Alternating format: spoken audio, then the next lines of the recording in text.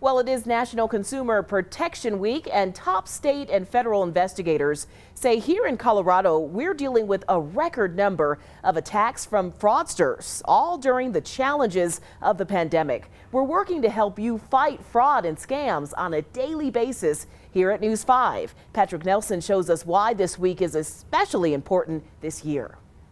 Unwanted calls and emails were some of the top complaints state investigators got in 2020 as scammers and fraudsters ramped up attacks with so many people dealing with tough times. In fact, the Colorado Attorney General's office just released this information, saying it received a record 12,130 complaints in 2020. It's the most the Consumer Protection Division has ever worked to address, and it's a 23.5% increase from the number of 2019 complaints. The state's top investigator and some of our viewers have a message for anyone watching. They say it's time to pay attention and be ready for when the scammers or fraudsters contact you.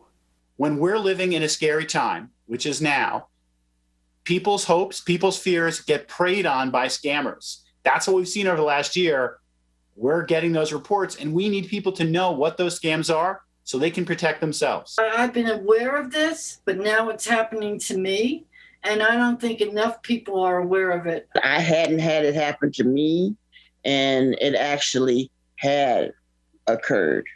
And it will occur because they are out there even more and more these days. The Federal Trade Commission continues to track the number of coronavirus-related scams. It started in January of 2020, and it is now tracking more than 365,000 scam reports and reported financial losses of more than $351 million for consumers across the country since the start of the pandemic. People have lost an average of $320 to scammers. All week long on News 5 Today, we're uncovering schemes people have been dealing with right here in our communities and what you can do about it. Always watching out for you, Southern Colorado. Patrick Nelson, News 5.